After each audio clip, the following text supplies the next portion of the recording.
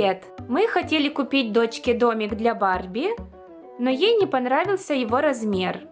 Поэтому мы смастерили домик сами, в котором сделали гостиную, кухню,